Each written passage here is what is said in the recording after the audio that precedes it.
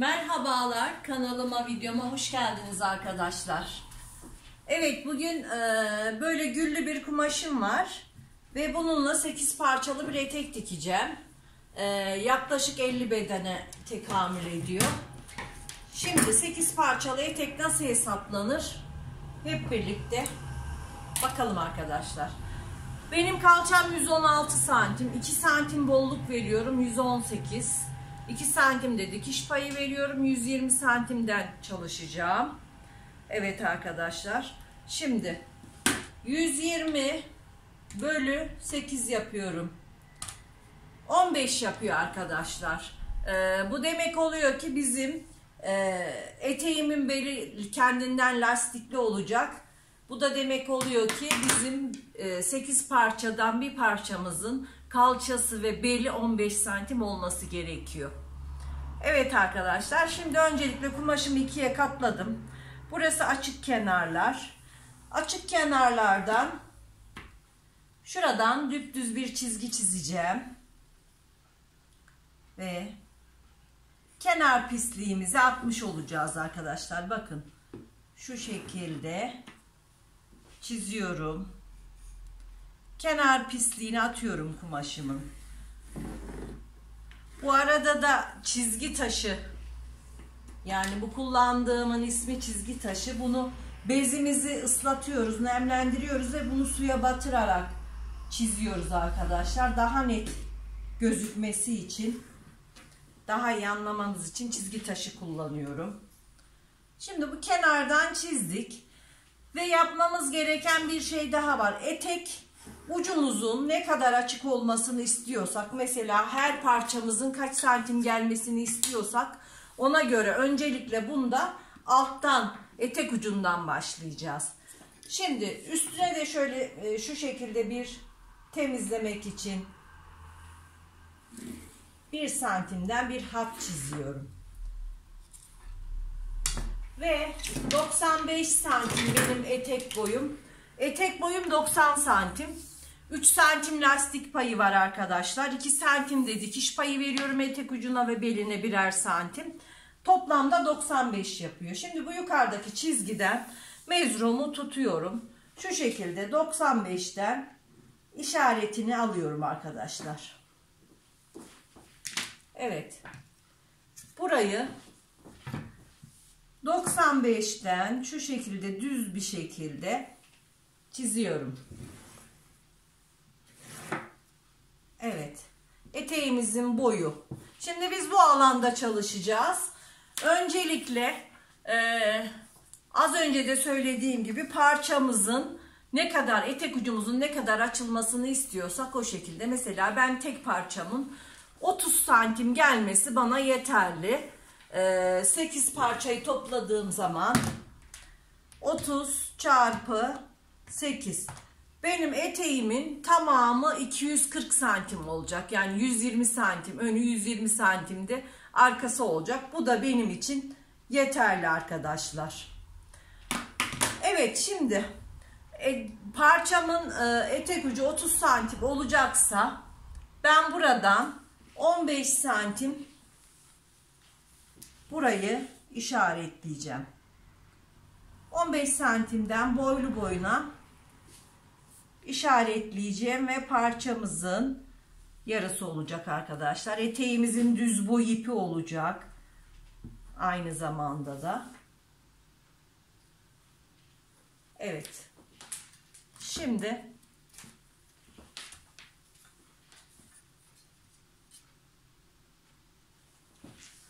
eteğimin düz boy ipini çiziyorum. Gördüğünüz gibi.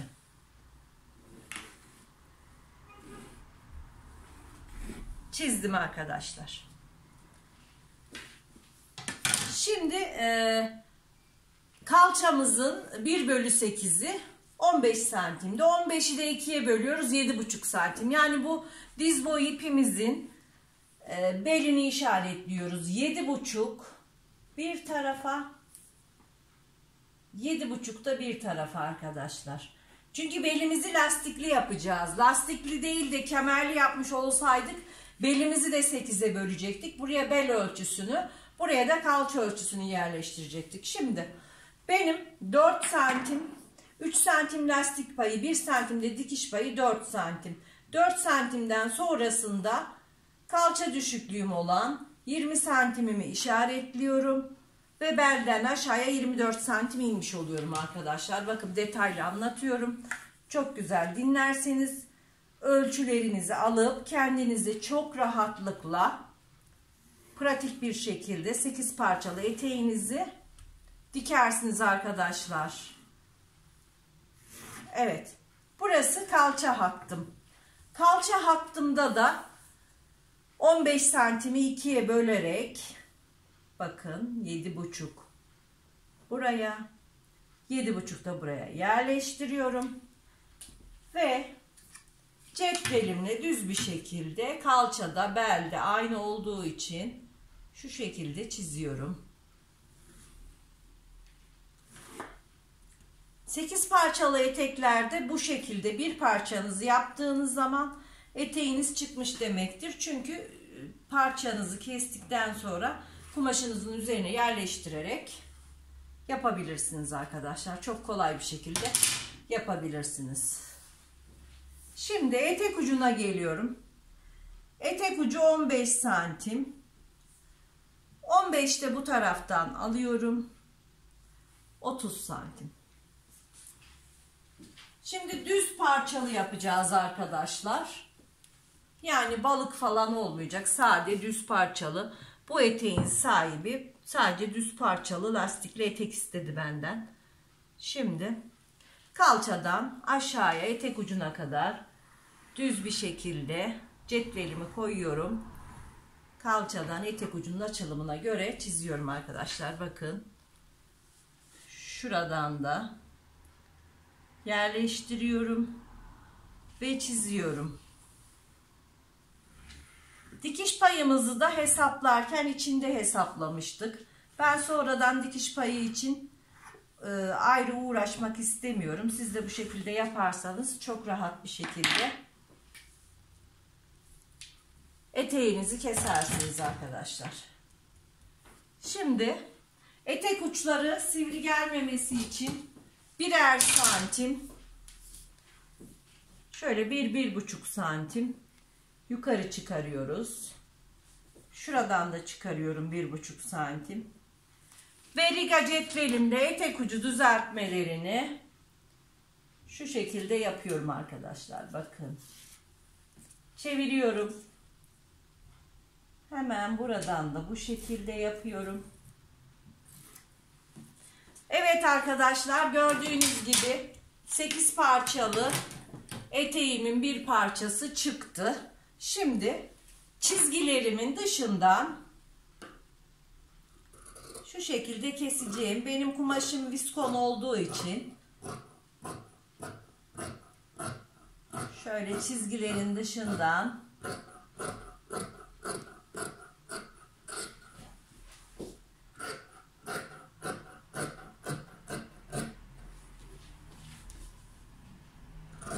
etek kıvırma payımızı da, lastik payımızı da hepsini içinde hesaplamıştık.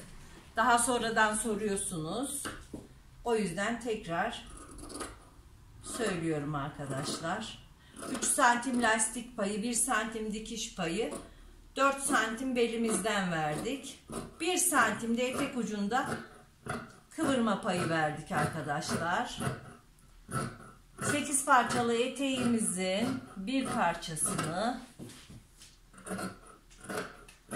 yani 2 kat olduğu için 2 parçasını kesmiş olduk. Evet arkadaşlar, bakın gördüğünüz gibi 8 parçalı eteğimizin kesimi bu kadar arkadaşlar. Şimdi ben diğer parçalarını da keseceğim. Daha sonra da dikimiyle beraber yapacağız arkadaşlar dikimini. Bakın bu şekilde. Evet arkadaşlar, 8 parçalarımızı tamamladık ve şimdi bakın tersinden kestiğimiz için düz yüzü içerisinde bu şekilde kenarlardan düz dikişte öncelikle birleştiriyorum ben.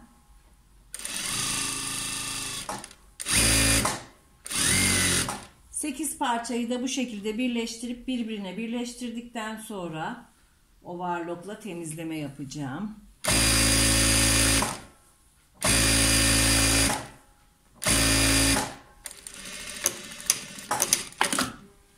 Evet arkadaşlar, diğerini de birleştireceğim.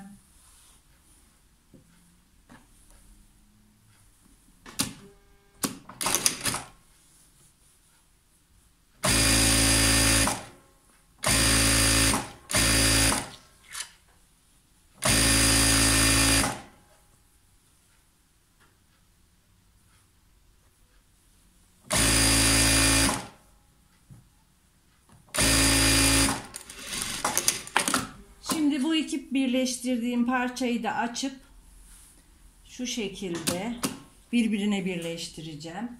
Ve 8 parçanın hepsini bu şekilde birleştireceğim arkadaşlar. Tabii ki beliyle etek ucuna dikkat edeceğiz. Bel burada. Bunu da belinden bu şekilde açarak birleştiriyorum.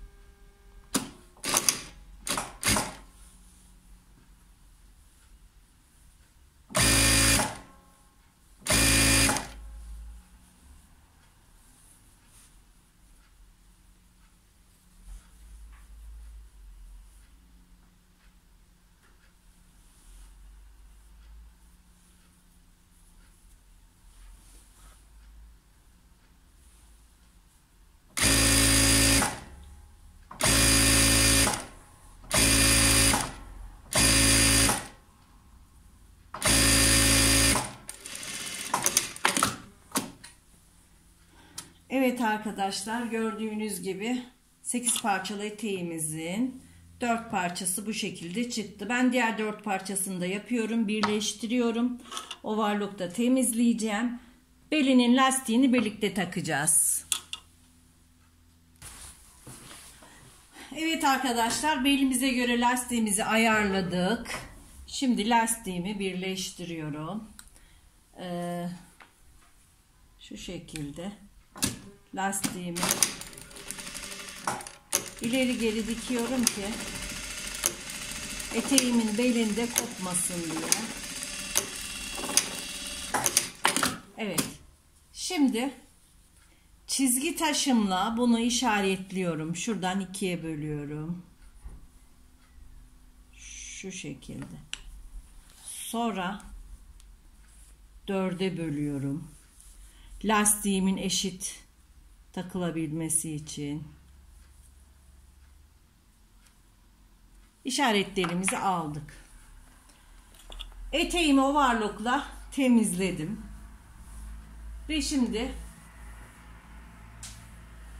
lastiğimizi takacağız. Eteğimiz 8 parça. Eteğimizi de 4'e böleceğiz. Eteğimizin parçaları eşit zaten. Şimdi şuradan şu dikişini yerleştiriyorum. Tutturuyorum. Şimdi işaretimiz nerede? İşaretimiz burası. Bu işaretin olduğu yeri şöyle ikinci dilime ortasına getiriyorum. Bu şekilde. Lastiğimi düz makinede dikiyorum. Bakın eteğimin belini overlock'ta temizledim. Böyle daha kolay olacaktır diye düşündüm. Şu şekilde. Şimdi burası da lastiğimin ortası. Bunu da tekrar eteğimin ortasına tutturuyorum.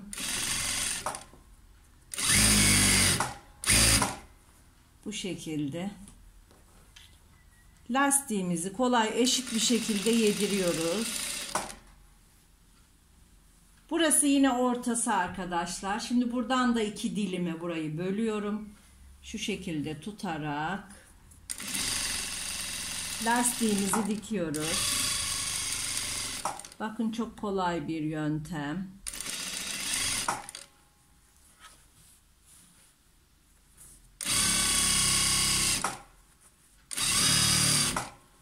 Lastiğimin tamamını tutturdum. Şimdi şöyle tekrar lastiğimi şu şekilde dikeceğim arkadaşlar. Bakın. Bunu dikerken dikkat etmemiz gereken şey şu şekilde dikişleri dikişe getirerek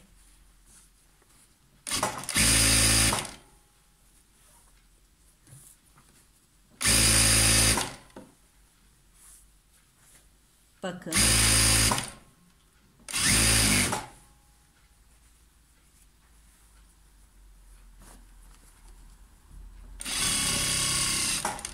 Overlock dikişlerimizi hep aynı yöne yatırarak bu şekilde dikiyoruz arkadaşlar.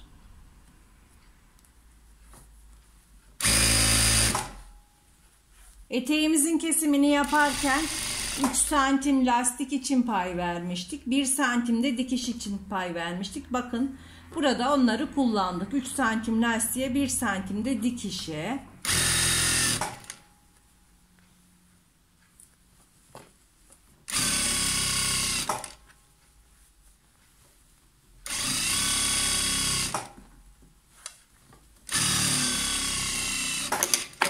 Evet arkadaşlar, eteğimizin lastiğini gördüğünüz gibi çok kolay bir şekilde diktik. Şimdi etek ucunu kıvırıyoruz. Ve eteğimiz bitiyor arkadaşlar. Bakın gördüğünüz gibi dikerken overlock dikişlerini hep aynı yöne yatırdım. Belinde de aynı, etek ucunda da aynı. Bu şekilde dikerseniz ütülerken çok rahat edersiniz. Şu şekilde incecik kıvıracağım.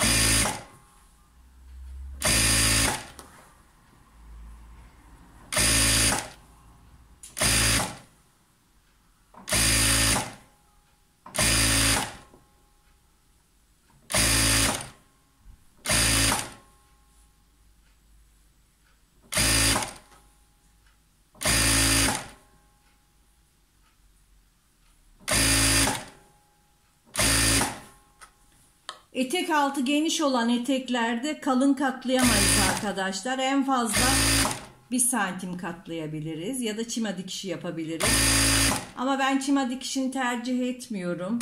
Çünkü bu günlük giyilen bir etek olacak. Günlük giyilen eteklerde çima dikişi buradan geriye terse dönüyor.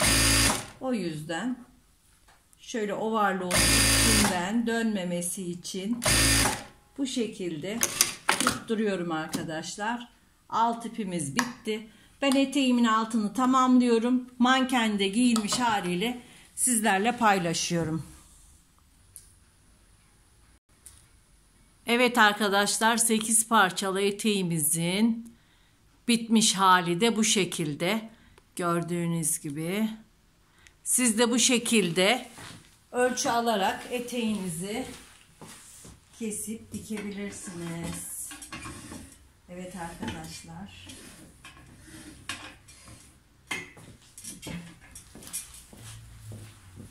Hoşça kalın, sağlıkla kalın.